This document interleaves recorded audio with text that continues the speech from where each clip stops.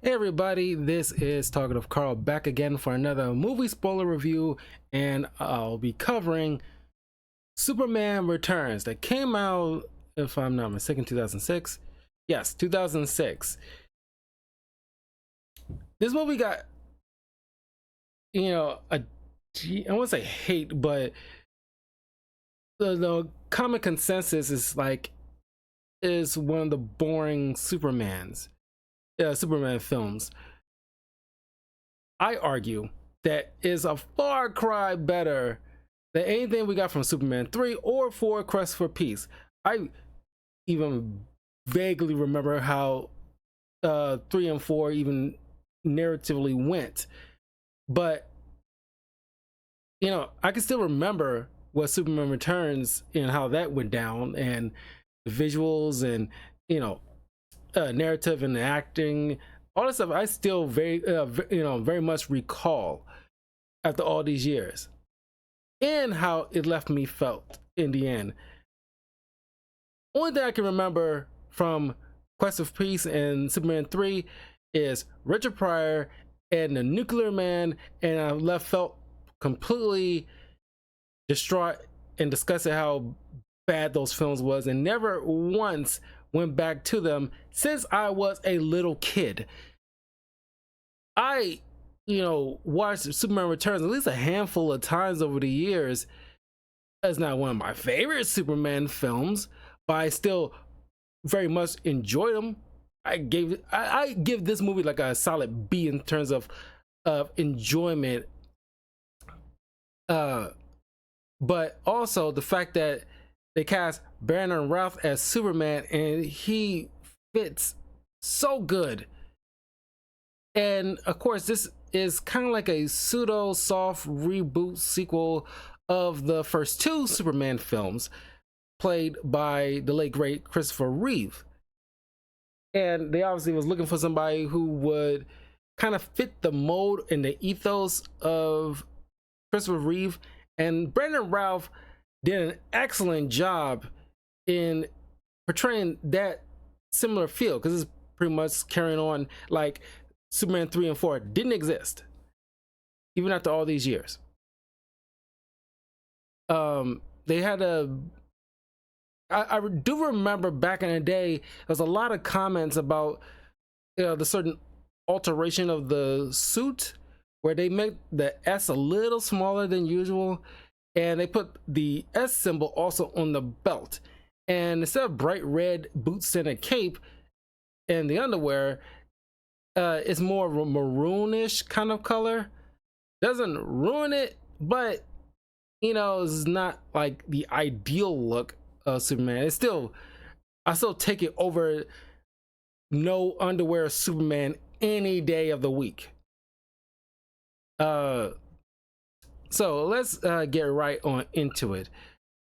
It's directed by Bryan Singer. We got Brandon Routh, who plays Clark Kent, Superman. And by the way, before this movie, I never knew who Brandon Routh was, and this obviously, shot up his stardom quite considerably.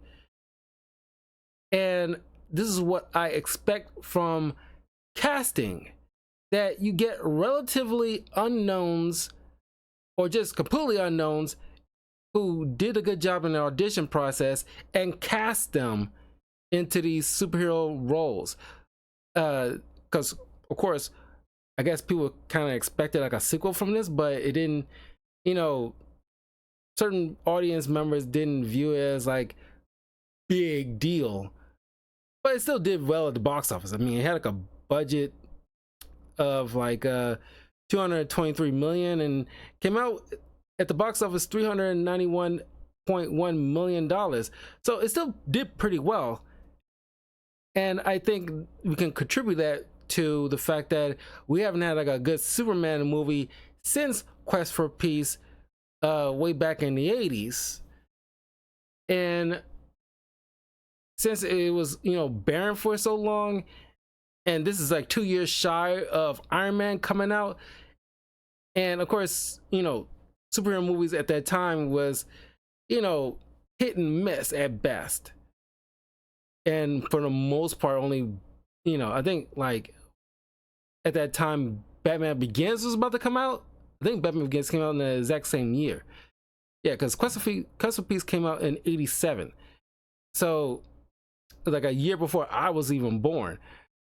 Uh,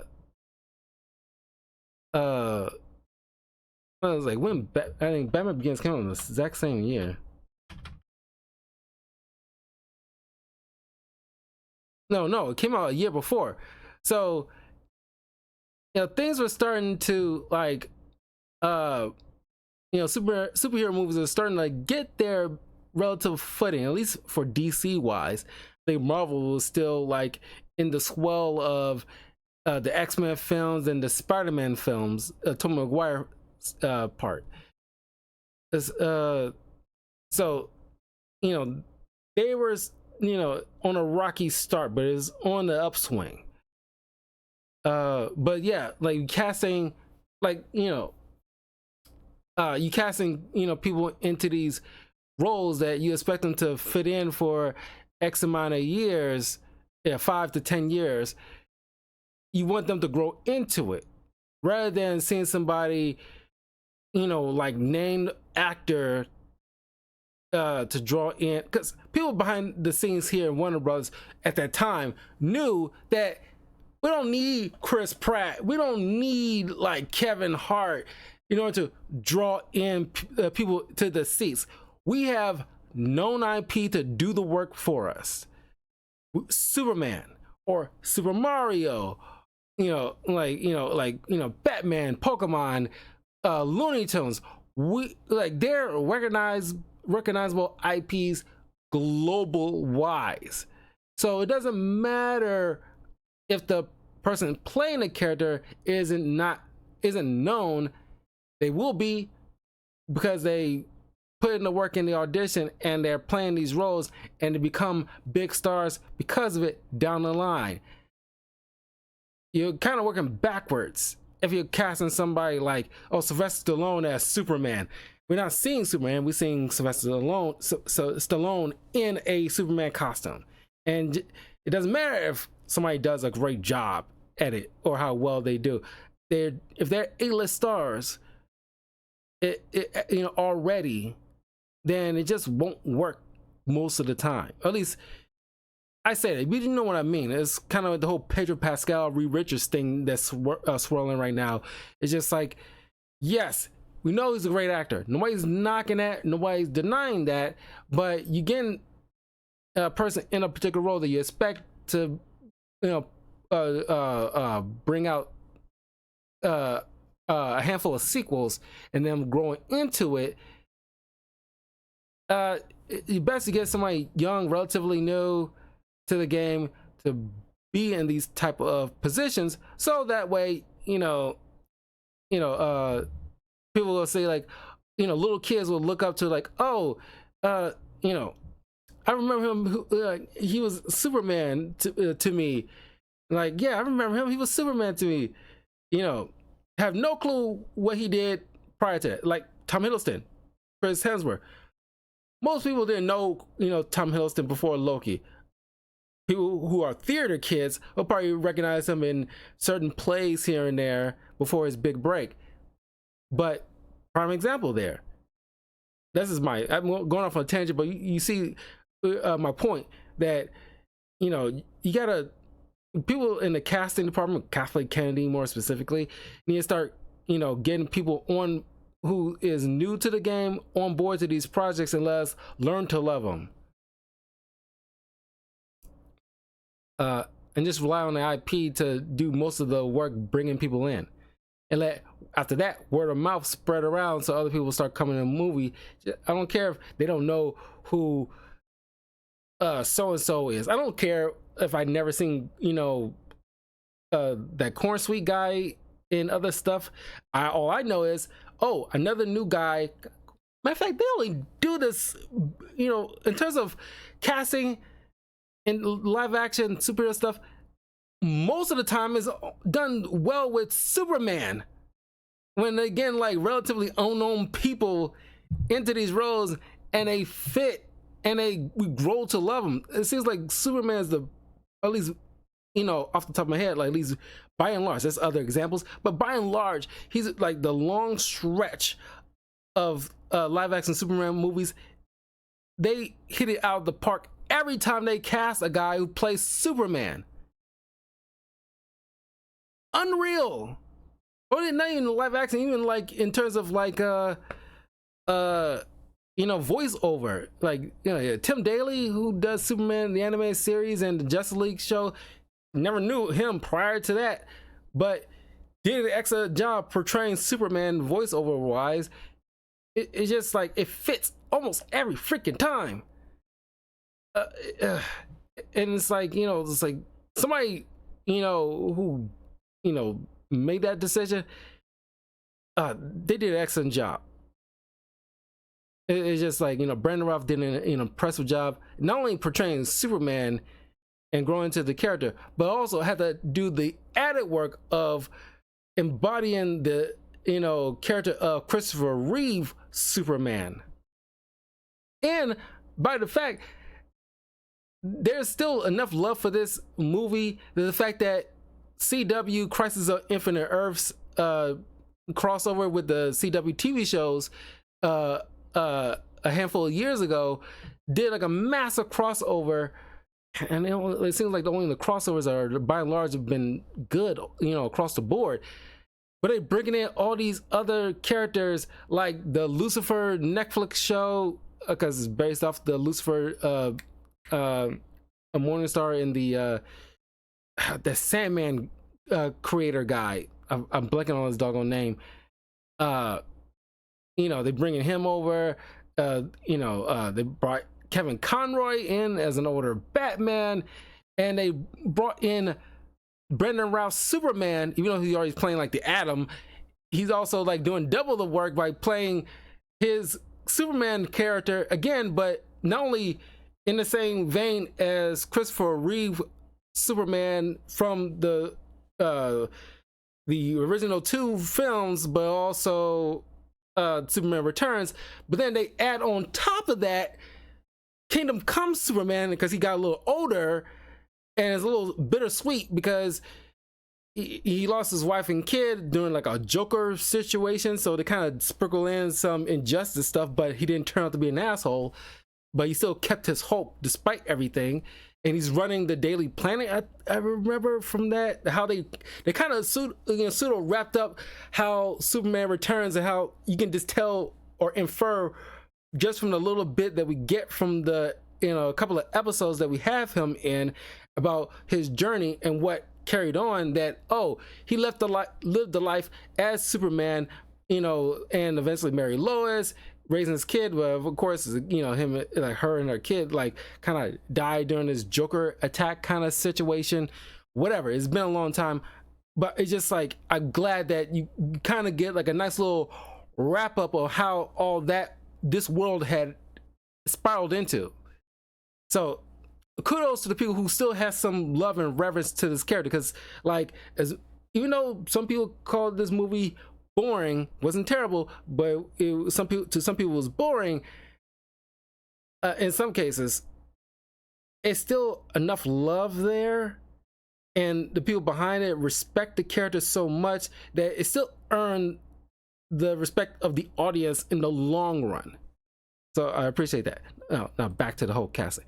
Got Kate Bosworth as Lois Lane, James Marsden as Richard White, the nephew of Perry White, Frank Langetta as Perry White, Eve Marie Saint as Martha Kent, Parker Posey as Kitty, Luthor's henchwoman, Cal Penn as one of the henchmen, Sam Huntington as Jimmy Olsen, Kevin Spacey as Lex Luthor, and then Tristan Lake LeBeau as Jason White, Lois Lane's son. Holy shit, this dude grew up to be, relatively good, decent, handsome dude. Holy crap. And Superman Returns was his first role. Looks like he's still like, is still active in terms of acting. Looks like he's a musician. I imagine he's more like a guitar player. He looks like a guitar player. Uh, he also acted in While the Children Sleep. It's like a TV movie. Least Among Saints, Hawaii Five-O, All American Christmas Carol, The Christmas Spirit. So it's like a little Christmas stuff that, you know. The Young and the Restless, and the Fuck It List. So yeah, like, good for him. He deserves it. And I know what you think about Kevin Spacey in terms of, you know, his personal life and stuff. And yes, I agree, it's horrible. But in terms of an actor, dude, freaking phenomenal and great Lex Luthor.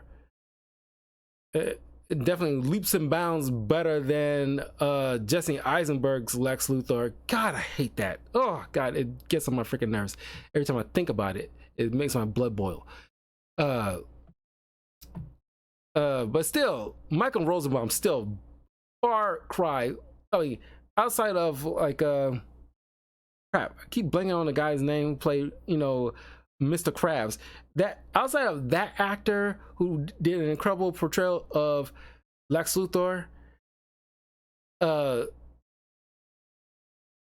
Michael Rosenbaum still holds the crown in terms of best on-screen Lex Luthor ever. I mean, even though Gene Hackman did an incredible job in his own right, but Michael Rosenbaum, just maybe because he had the added benefit of being a good TV show because he's constantly there, but he shot up very high in terms of best, at least live action wise, best Lex Luthor. Anyway, so like I said, they kind of ignored Superman 3 and 4, so I'm just gonna ignore it too. But to some people, they might still at least hold a little canon here and there. But anyway, after the events of the Christopher Reeves adventure, Clark finds out about, you know, at least hears about, for excuse me, astronomers, that the location in outside of the Milky Way galaxy where Krypton used to be, there's supposed to be some kind of remnants and pieces. So he just, and this is a lot of people's criticism, but I'll get to it in a second. He decides to build a ship and go, you know, and launch out of Earth and travel to that location to try to find any possible survivors, which after all these years, why would you think there'd be any kind of survivors? But trying to find like any word of mouth or anything as far as like possible remnants of his people anywhere. And they kind of tie this in relatively nicely to the Superman Returns game, which in terms of, if you want to make a Superman game, that was the closest in terms of making it like a fairly good one. Good, because Superman's very powerful, so he doesn't have a traditional health bar, but the health bar is the city, so he's trying to save the city and keep it from being destroyed. And in terms of like utilizing the powers and how that all worked, did an impressive job. Is, you know, in terms of like how to make a Superman game, you can at least use Superman Returns, the video game, as like a baseline and build off of that, you know, game developers. And because you can make a Superman game, it can be done, especially in terms of, you know, the tech that we have now. It should be feasible. We're done with this whole Suicide Squad game crap, or, you know, like, and I think Batman games have been done to death. Now let's work on other characters. They're still supposed to be working on a Wonder Woman game. I don't know what happened to that. We haven't heard from that in a couple of years, almost 3 years at this point. But we need to like work on other games with other characters. But anyway, the game tie in nicely in terms of what happened in that stretch of time, because in the opening of the movie they give these little short paragraph of a text on like what he did, instead of allowing us to see what he did. But the game kind of facilitated that need, where he after trying to search the remnants of where his homeworld used to be, he ends up getting captured by Mongul, one of his, you know, Superman's arch enemies, and gets trapped in this kind of gladiatorial arena, and he's kind of fight off all these other contestants to make his escape. So I guess in a fun way to kind of tie in what he was doing in this little brief span before he head back home. So you get the awesome Superman intro, in which, by the way, I did not do it when I started the video, but here it is now.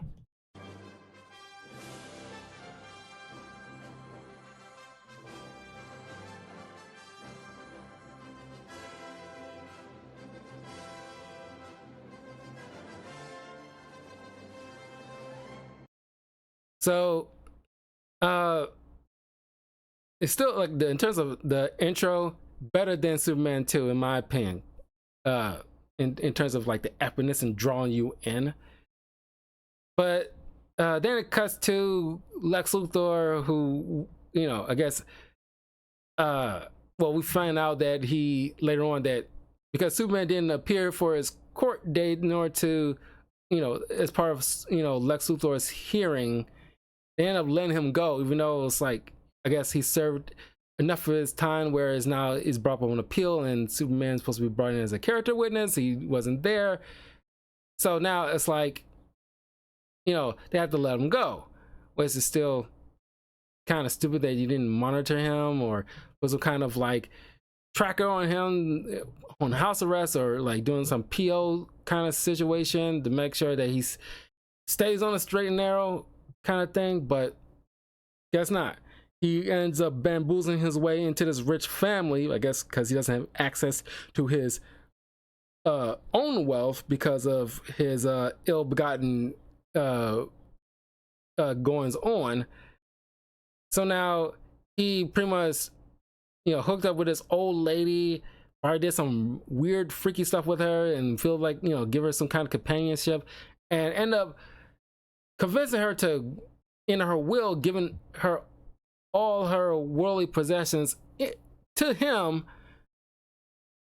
And as soon as he passes away, you know, he leaves off and going about his business, which is horrific. But, you know, sounds like something like a Lex Luthor would do.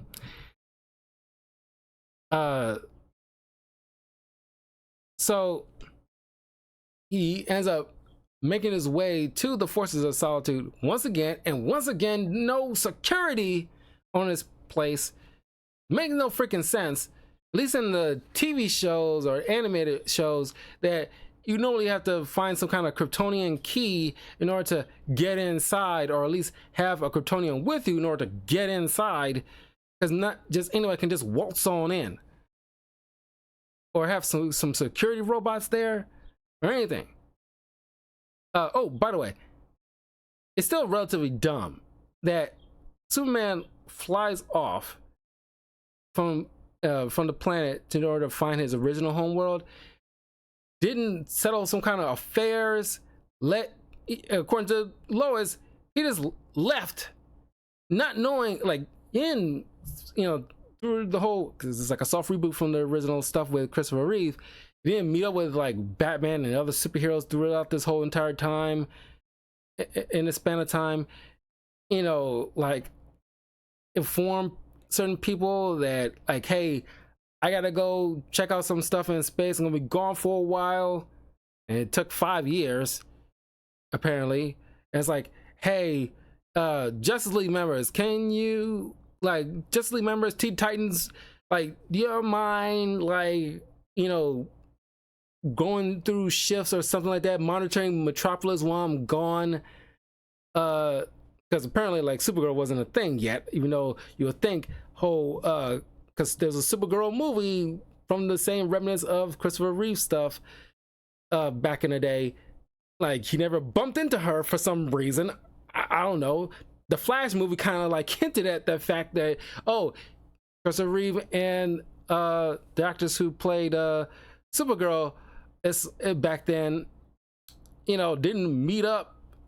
You know, they apparently did meet up. So it's like, okay, like I'm kind of like nitpicking, but you know what I'm saying? It's like, okay, Kelly, like, you know, you should have ran to Supergirl at some point, and she could have been your.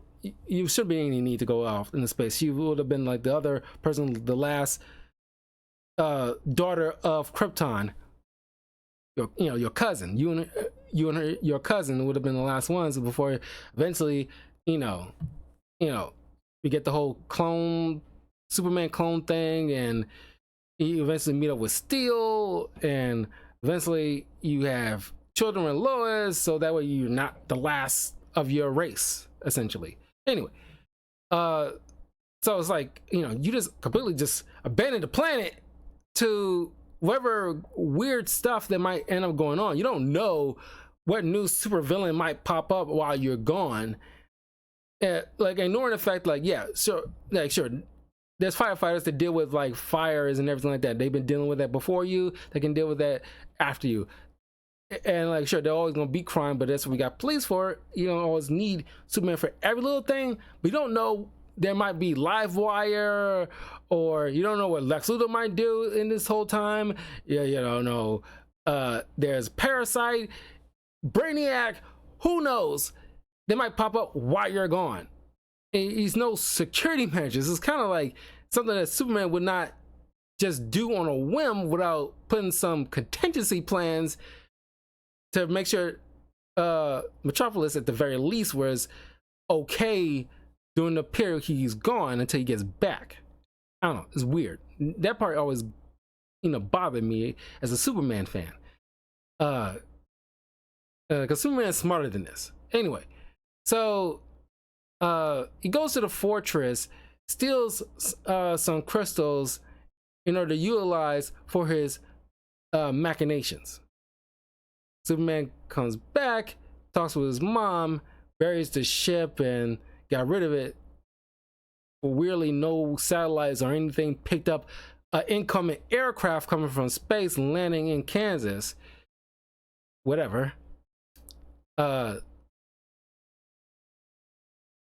And of course, I like this moment where Clark is at home. He's after he reminisces about his time as a kid in Smallville, discovering his powers, and he looks on the news and see all these, like, you know, wars going on and fires and, you know, all these other catastrophes going on, and realizing, like, you know, he's feeling bad that you know, things gotten worse while he's gone. But it's like, yeah, dude, you know, crime and catastrophes don't stop because you left, and they're not put on pause until you get back. What you think was going to happen? I was like, you don't think, you know, there's not going to be a fire at some point in a building? You don't think there's, you know, there's going to be robberies at some point? It's like, come on, dude, what'd you expect? But you let that sink in and realize, I gotta do this. I gotta make this right. I gotta, you know, get out there. So he goes back to Metropolis. He fits the look of Clark Kent very well too. The whole, you know, not to the same degree as how, you know, Christopher Reeve did it, but he did his own thing in terms of how to portray Clark Kent. You know, a little dweebish and everything like that, a little awkward, and he does a little corny, little high, like, kind of thing. It's like, okay, you made it your own thing, and sometimes you got to make it your own thing. You can't just keep copying what the previous actor did. You got to make your own thing, but use what they did in the past as a baseline. So I still like this. It was pretty well done. Swell, if I may. So he gets his old job back because Perry White, one of his other employees, passed away, so he got a spot to fill. So he says hello to everybody he knew, and of course he's more concerned with looking for Lois, but he's a little perturbed the fact that, oh, she's married with a kid, not realizing or bother to ask who. Well, I guess he's under the assumption that you know, the person she married, which is uh Perry White's nephew, Richard, uh not bother asking is this Richard's kid? Nobody bothered to bring it up. We just left it to our assumption that, oh, these two hooked up and that's their kid. Uh by the way, kudos to the writers and directors.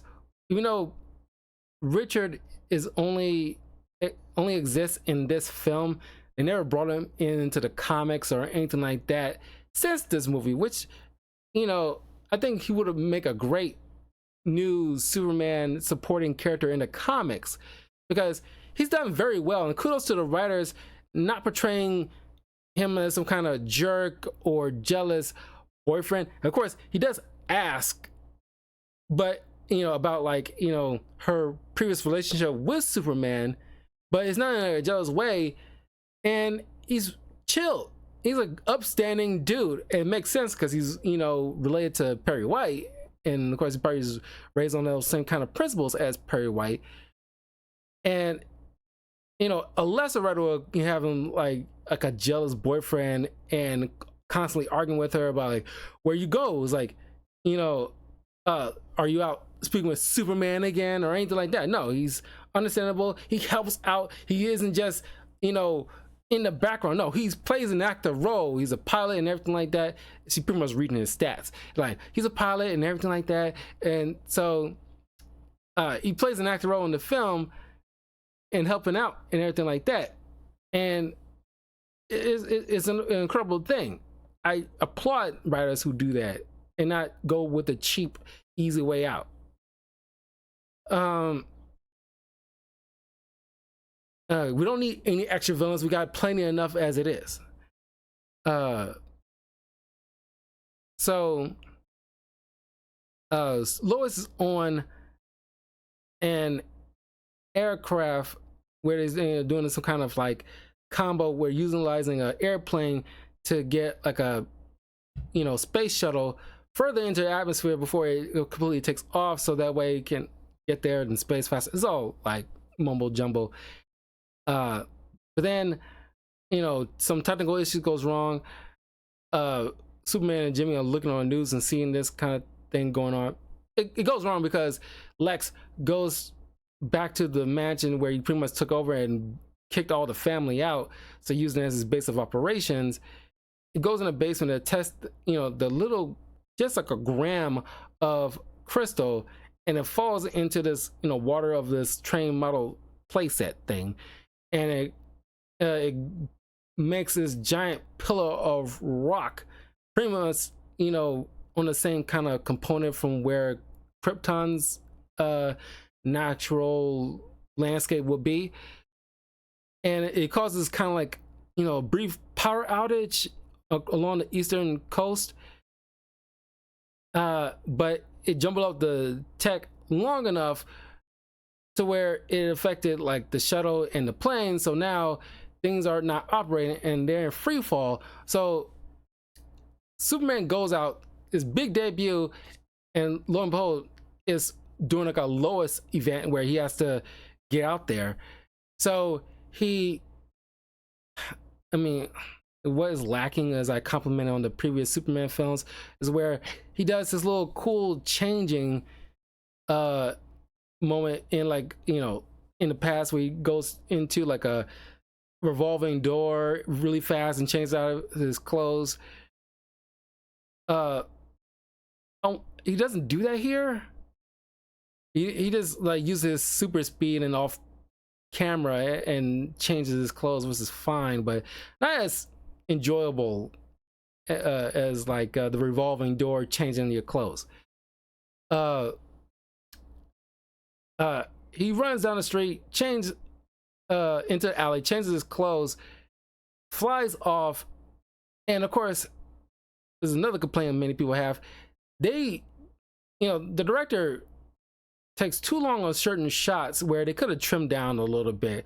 People bouncing around like ping pong balls in this, on this plane, doesn't need to be dragged on. We kind of get the gist of the dire situation.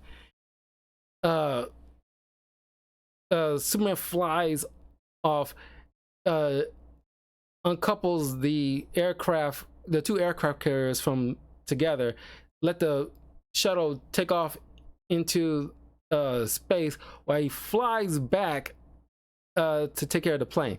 Now, I'm impressed with the physics in this and the CGI in this, at least to a certain extent. I like the CGI's look here, but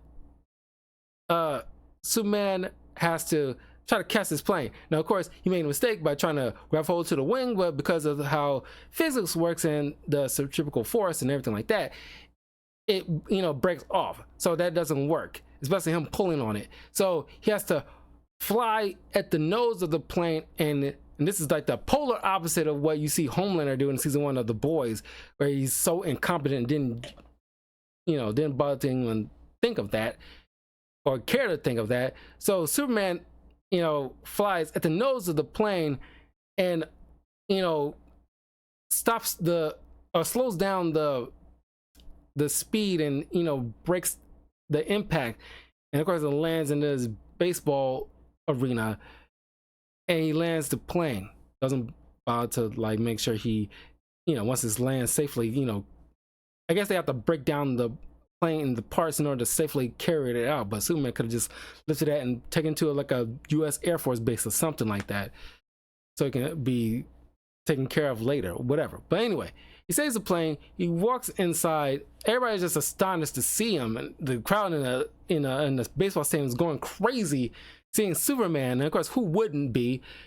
And of course, he does his iconic line after he asks Lois, "Is she okay?"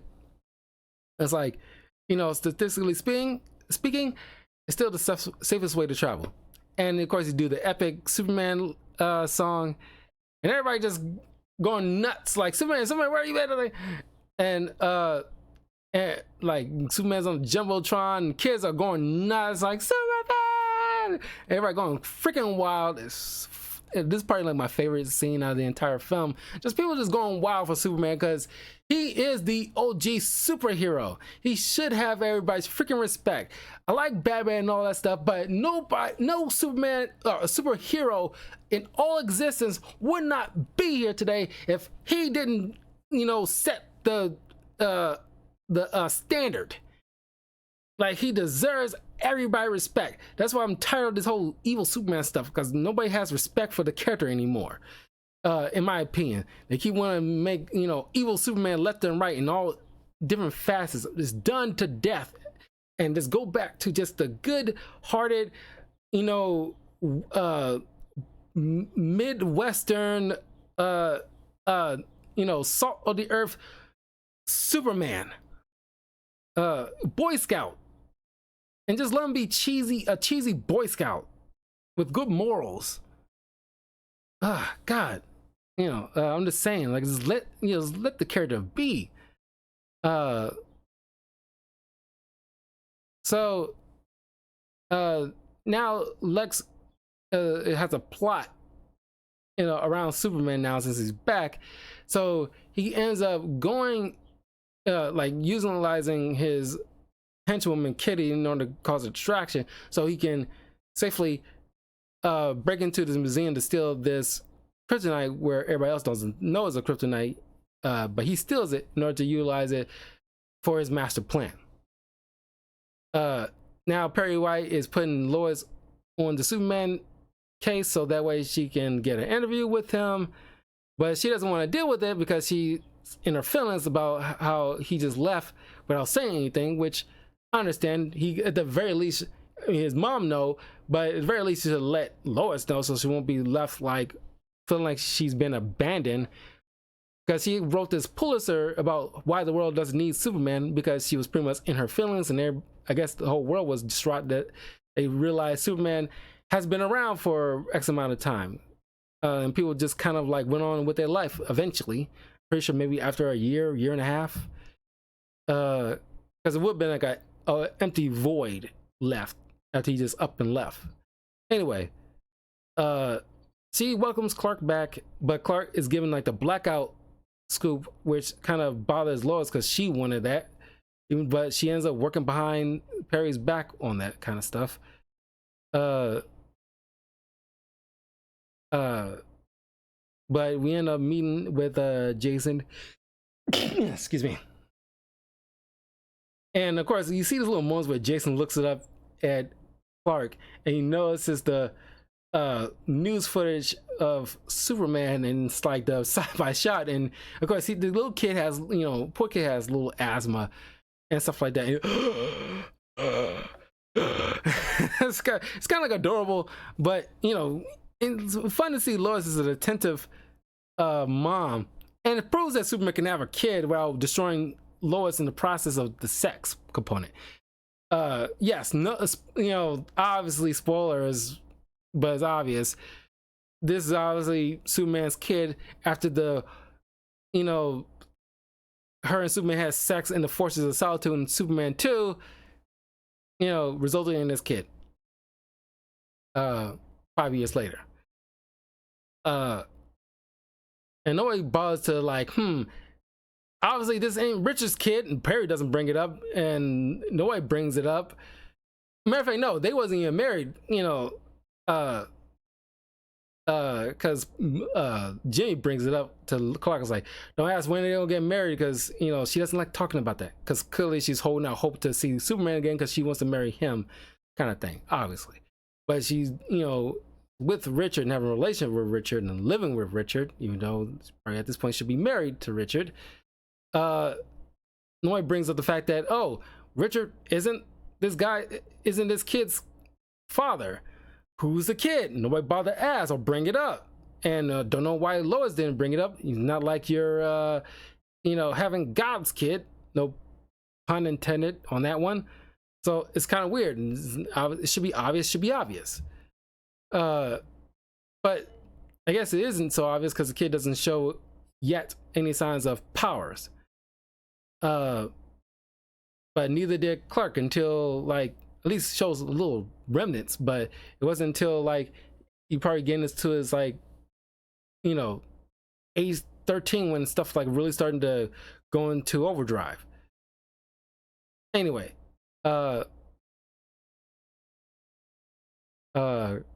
Lois still is going on about looking up about the blackout and everything like that. But meanwhile, Superman goes off to save the day, stopping bank robberies, taking care of burning buildings. He's all over the place. Cool shot of the film where Superman is flying above the planet and using the superhero to listen out all the issues, listen out to the world essentially, and focusing on the more important crimes, which is something that Superman had to learn to do, because when he first got super hearing, everything was all overwhelming. But he had to learn to focus on particular sounds so that way he doesn't get, go crazy. So he learns to focus on, okay, what was the most important stuff, and I'll go down the list and help out, which is an amazing thing. And best way to get there kind of quick, because that's what I did in the video game when I played it back in the day. I don't go above the earth, but I go high into the atmosphere above the city, and when I need to get to a certain destination, I go up high and just beeline down to the particular area rather than just if I'm in the suicide slums, but I need to be downtown Metropolis at the Daily Planet, I don't just go in a straight line or hover all above all those and fly in between all those buildings. No, it's it's kind of wasting a bit of time. I can just fly straight up and just blast right down into the point. It's kind of, I don't know, it's kind of like geometry or different type of science in terms of travel, whatever, you know what I mean. So then he ends up saving Kitty from this runaway car because the brakes was cut. Of course, it's supposed to be fake in her point of view, but Lex ends up realistically cutting the brakes to make it actually look real, because he knows Superman will spot a fake when he sees one. And of course, you do the iconic shot of Superman, lowering a car down, like in the image of the first comic book. So uh Kitty really plays up the hammy acting. It's like, oh, my heart palpitations, I feel faint, oh. And of course, Superman, like, realizing, okay, I'll fly you to the nearest hospital. And of course, she's already smitten with him because, like, who wouldn't be smitten with Superman? And so he lowers her to the nearest hospital and he flies away, even though she keeps trying to hold on to him. It's it's not too dissimilar to Miss Tessmacher, where she makes out with Superman when he's incapacitated, even though that's pretty much like a Me Too moment in and of itself. But you get almost like a similar situation with her, where the henchwoman is just like falling for the hero. So then, while Superman eventually goes to the fortress, discovers that the crystals in his home, some of the crystals, I'm not sure every crystal, at least some of the crystals on the council is missing. So obviously he's perturbed and doesn't bother to further investigate and try to figure out where it has gone, because it seems pretty pertinent. And so he broke into your place again 3 times. It makes no freaking sense why you don't have security. I'm sorry, I don't keep harping on that, but it still is like, it's weird. But then, like, you see that after, as Clark talking with Lois, who seems obviously bothered that Superman just left without saying nothing to her, of all people at the very least, and how bothered she is. So as Richard, Clark, Lois, and Jimmy are working at late night at the planet with little Jason playing around with like a trash can bucket on his head.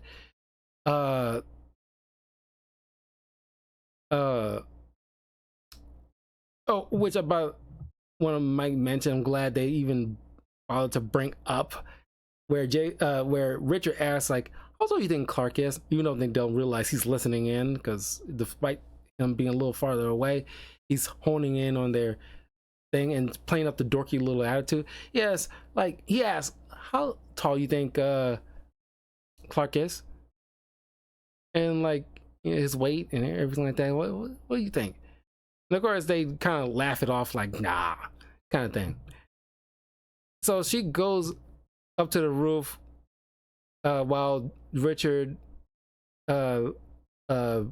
Jimmy, and Jason go to pick up some food for them. Lois goes to the roof, try to get a smoke break, and it's kind of creepy that, but then again, why wouldn't you in some cases? Utilizes X-ray vision to kind of really spy on Lois on a lot of times in this film, which is, to some people, brings up kind of like a creep factor to a degree. But I don't know, it could have utilized some other way to showcase Superman's X-ray vision. But anyway, as Superman, he goes to the roof, talks with Lois, and explains why he left.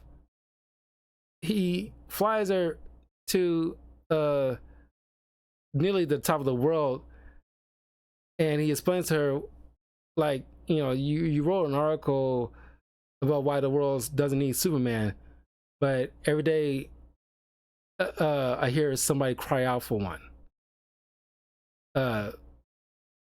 Which is like an awesome display. It's like, Superman has like a huge responsibility, which he kind of like abandoned, but I'm not gonna harp on it too much. So he brings it back down. Thank God they don't rehash the whole, Lois Lane poem thing like in the first film. But they gotta, do some type of homage to that regardless, which is still fine. And the flying mechanics and the landscape of Metropolis looks phenomenal. Because you don't get all that much in the Christopher Reeves films like that. Here you actually see him bob and weave and fly over like a massive landscape of a cityscape. So he brings her back to the planet, and he flies off. And then as soon as Lois comes back down, and Clark is already there eating, and of course Richard's asking like, "Don't lie to me. Have you been smoking?" Of course he doesn't. Like I said, he doesn't. Make. They don't portray him as some kind of jealous dude. No, he's an upstanding dude and has no. I won't say no jealous bone in his body, but it's like it isn't like something he's leaning in. He seems like just like a good stand-up person. So Lex gets his henchmen to steal this little machine. They they turn the rock, kryptonite rock, into this like hollow cylinder so you can insert one of the crystals to end up creating this giant landmass. Of course, after Lois runs through investigations, she picks up Jason from his school, but not drop him off at like a nanny or at work or any place else, even though she's supposed to be showing up at some kind of award gala with Perry and Richard. So she foolishly brings her son along on her little escapades. She finds out about the mansion and sees the yacht with a loud music playing, the classical music. She goes on board and sneaks in and gets caught by Lex Luthor. So now she's pretty much like a hostage at this point. Classic Lois. And of course we find out about Luthor's scheme, where once again very obsessed with real estate. So he's going to create this massive landmass utilizing kryptonite combined with the Kryptonian crystals in order to create a new landmass. And since two objects can't occupy the same space, it'll end up destroying the entire US, killing billions of people. And of course the other countries will pay out the yin yang for some type of real estate on that spot. Of course you get the kind of moment where it's like Superman stopped you wrong, that kind of thing.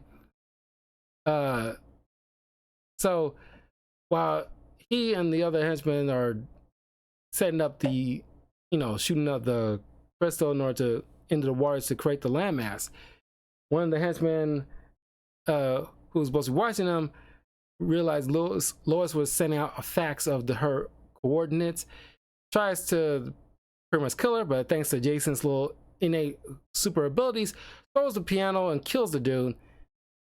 The rest of the henchmen end up locking her up into the storage closet and relay the message to Luthor about what happened. So they realize, okay, this is problematic, we need to get out. So they go, and while Richard finds the fax with Clark in tow,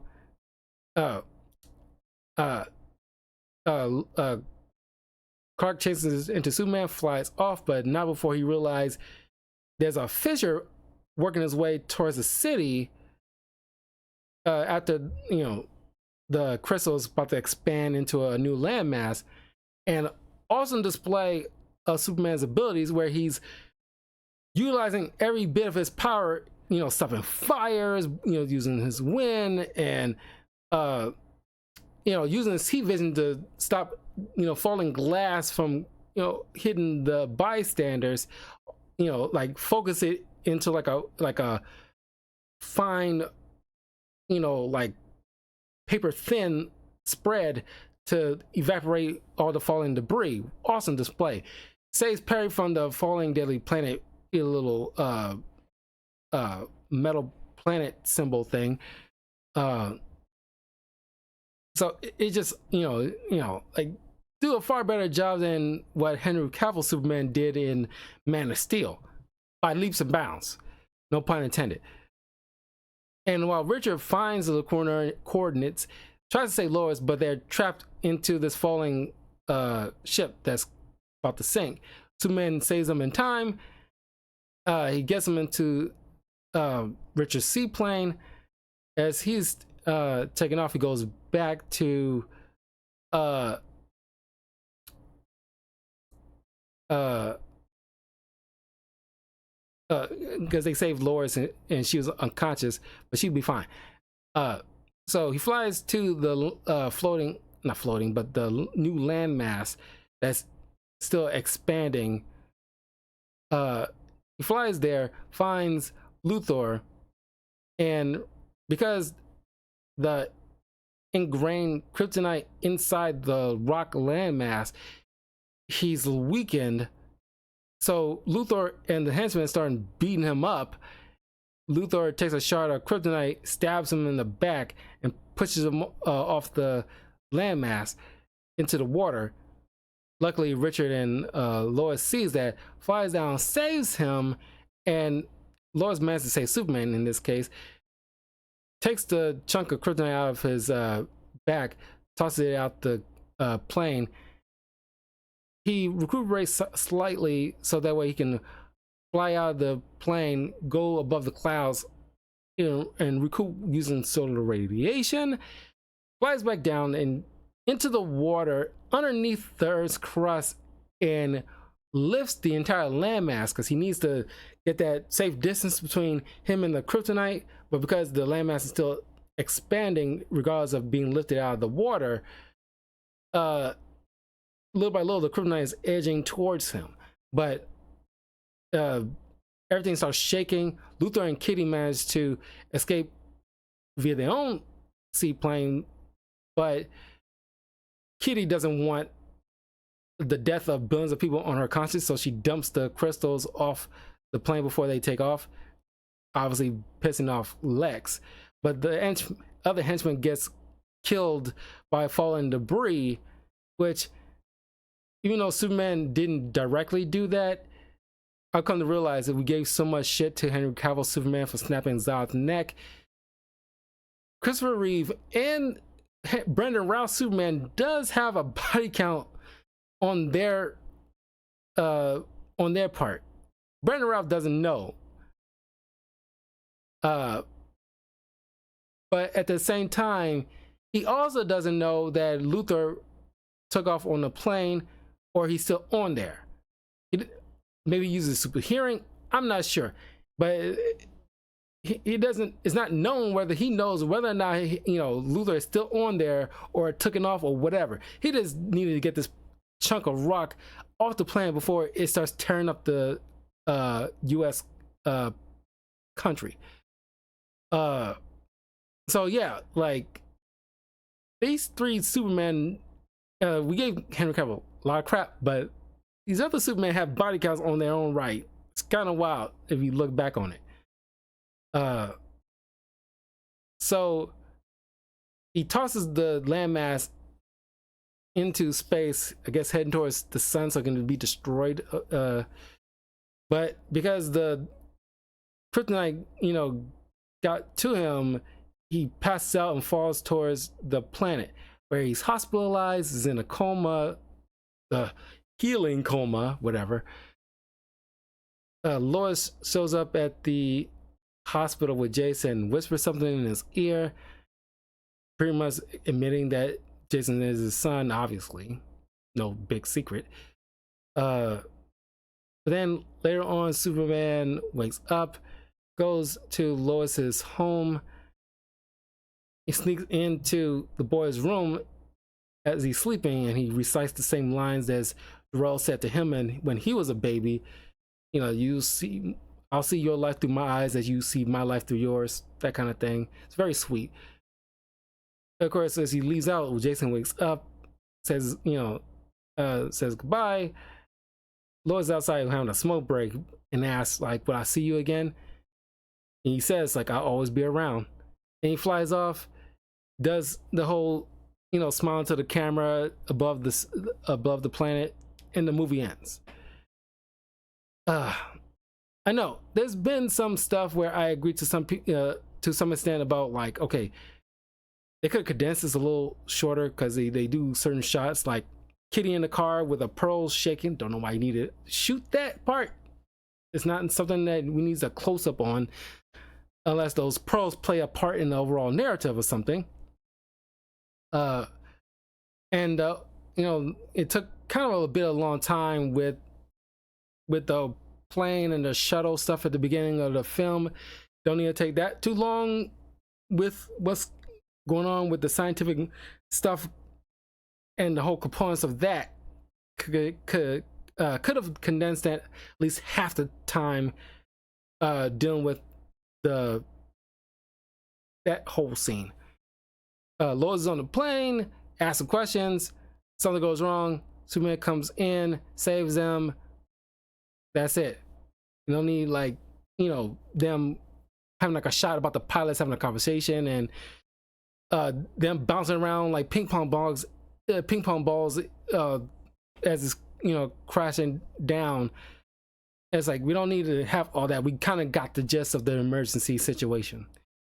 But anyway, all in all, I still fairly enjoy this. I love the display of Superman's abilities here through and through. There's no BS, you know, powers like turn the roll backwards to reverse time, or making people forget via kiss or anything like that. There's no BS with that.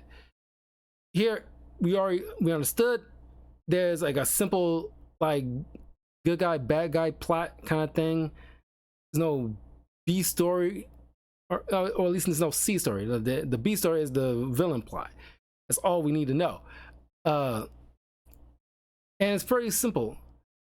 I kind of wish there was like a sequel to this, so we actually see Superman deal with like a powered character.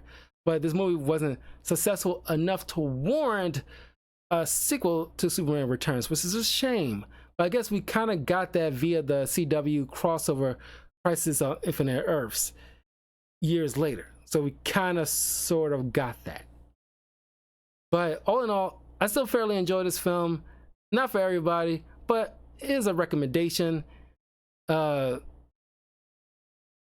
when you're doing like a live action Superman movie, because James Gunn is obviously doing that with Corn Sweet actor, but Lex Luthor, we can't always rely on him to be like the first villain every time we make a Superman film.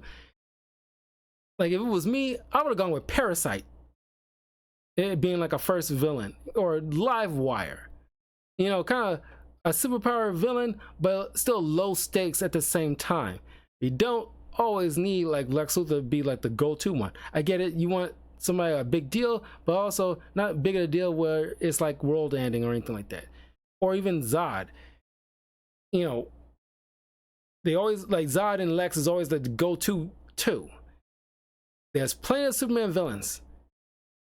I would go on Livewire because in the Superman animated show, she was fun. And I want her like a shock jockey type, or this day and age, some weirdo podcaster, blogger type of chick. And I gotta hear her say like, tease Superman, call him like, "What's up, super jerk?" That kind of attitude. I love that. She's fun.